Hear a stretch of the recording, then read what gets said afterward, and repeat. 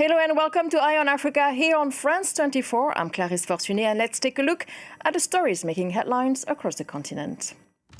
The situation is still confused in Mozambique after the spectacular prison break that let thousands of inmates go free. Meanwhile, an NGO rises the post-electoral protesters' death toll at 125. Inflation in Chad means traders struggle to keep up with fuel prices. One of the issues at the center of Sunday's legislative elections. We'll meet some of them. And we continue with our series of goodbyes to 2024. This time, focus on Rwanda, where the 30th anniversary of the genocide against the Tutsis and the elections dominated the calendar. So we start in Mozambique, where the situation is still confusing. More than 1,500 prisoners escaped from a high-security prison in Maputo, although some reports say the number could actually be as high as 6,000. The mass jailbreak in Mozambique took place amid post-election unrest, with again conflicting death tolls. Authorities say 21 people died during clashes with police. A local NGO say at least 125 were killed. Laurent Bersecher has the story. This amateur video shows the moment hundreds of inmates begin to break out of the Maputo Central Prison. A mass jailbreak, which Mozambican police says was instigated by a group of anti-government protesters. A group of subversive demonstrators approached the vicinity of the prison, making noise and demanding the release of the prisoners. According to the police chief, the commotion riled up the prisoners, who managed to overpower the guards, seizing their weapons before freeing other inmates. Dozens were killed in the clashes, while at least 1,500 prisoners escaped. A version of events that directly contradicts statements by Mozambique's justice minister, who said the jailbreak had nothing to do with the post-electoral unrest sweeping through the country. Monday's Constitutional Court decision, which confirmed the victory of ruling party candidate Daniel Chapo, saw thousands take to the streets in protest, looting stores, setting fire to cars, and erecting barricades across the capital. Many were answering the call of exiled opposition leader Venancio Mondlane, who's repeatedly denounced a rigged election and who's now accusing the government of orchestrating the violence in order to justify a security crackdown. The same policemen who were murdering people before are now encouraging them to attack and steal. Police, meanwhile, said they had begun operations to track down the escaped prisoners and claimed around 150 inmates had already been brought back to jail. Now to Senegal, a minister put himself at the center of a controversy that keeps getting bigger. A few days ago, in a TV interview, Cheikh Oumar Diagne described the Senegalese infantrymen who fought for France during World War II as traitors. His comments were immediately criticized on the internet and in the media, with some calling for his resignation. The government officially expressed its disapproval, and families of those riflemen known as les tirailleurs are calling for the minister's dismissal. We,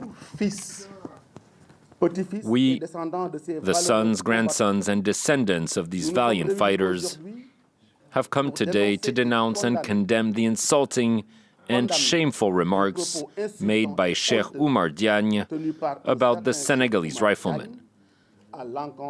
These remarks are an outrage not only to their memory, but also to the history of Africa as a whole.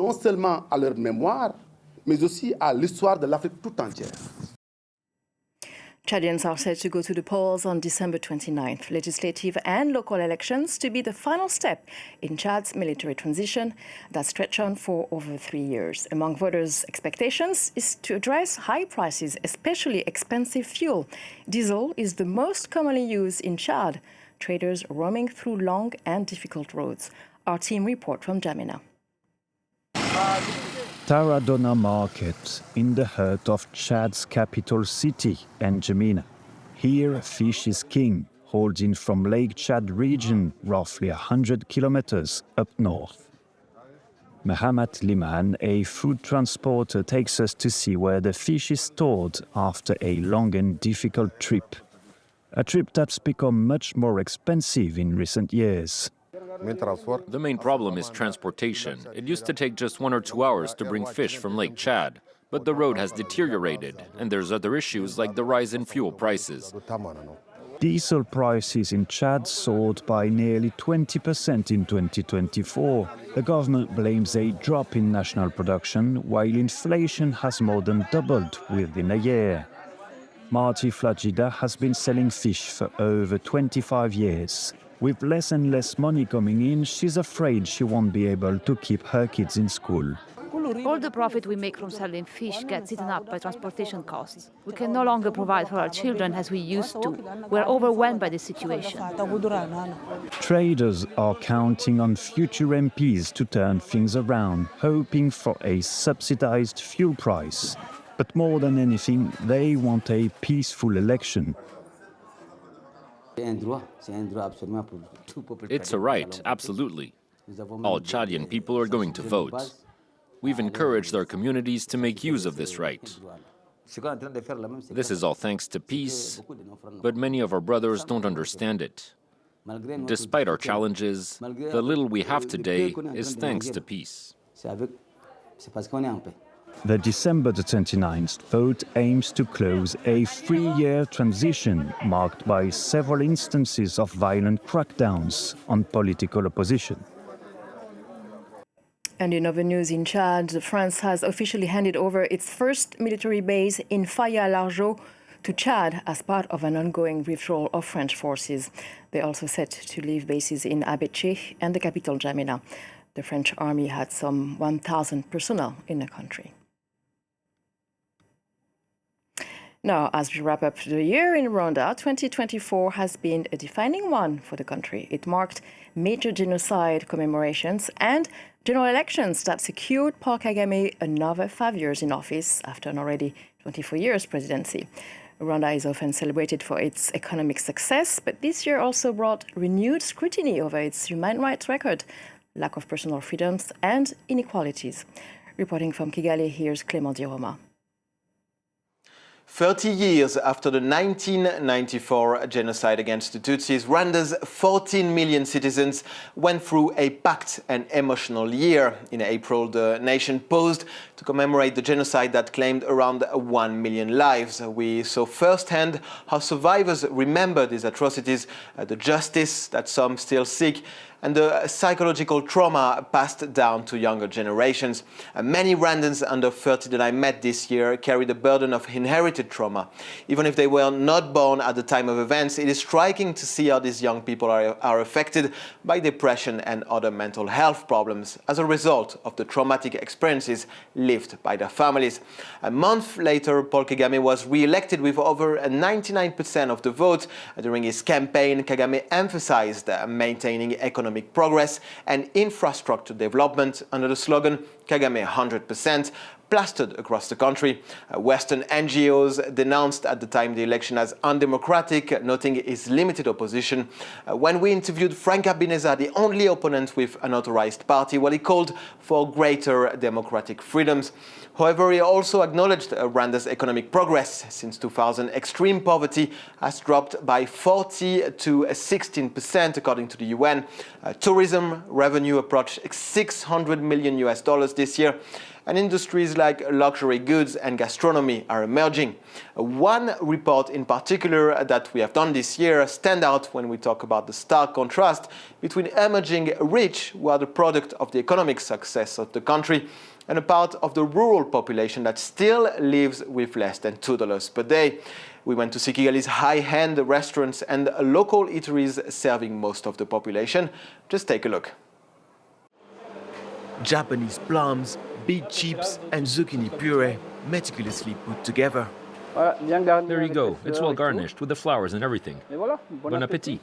In Kigali, Chef Claude has been developing high-end local cuisine for 8 years and coordinates an association of 400 professionals. With the rise of the Rwandan economy, one of the most dynamic in Africa, luxurious restaurants are multiplying to cater to wealthy tourists and business travelers. Many new hotels come with international standards, 5 stars or more. They require premier service and obviously need high-end clients. So we have to be able to satisfy these people. A dish here can cost around $10, but nearly half of Rwandans live on less than $2 a day. In the suburbs, this cook prepares rice, beans and potatoes in large quantities for workers. His dishes only cost $1, but prices have risen in recent years.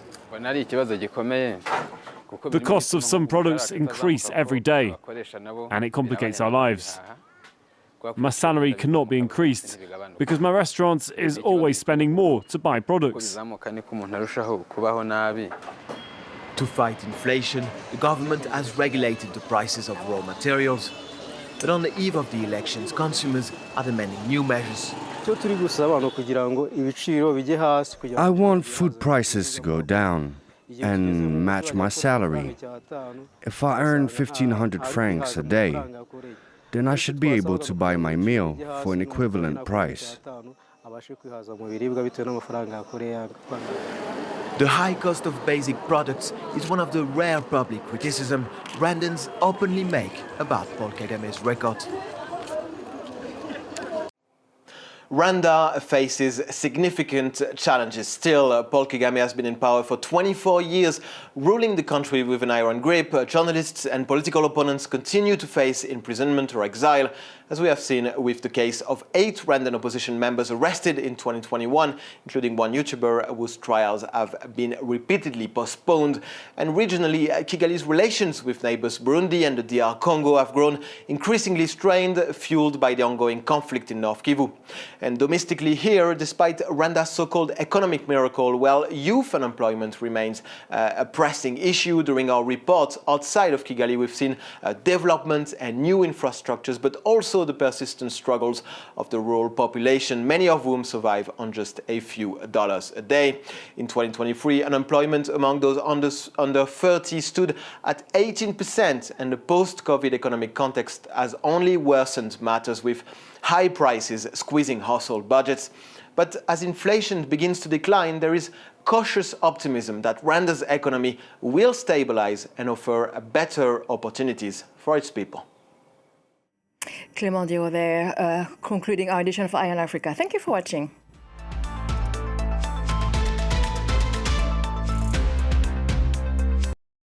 Thanks very much for staying with us. Time now for Eye on Africa with me, Georgia Calvin-Smith. All the latest in politics, economics and the arts in Africa on France 24. Our journalists are in every region, every country, to report on the emergence of a continent of unparalleled riches, bringing you Africa's stories on France 24. Thanks for joining us. Peace again. Take care. Liberté, égalité, actualité.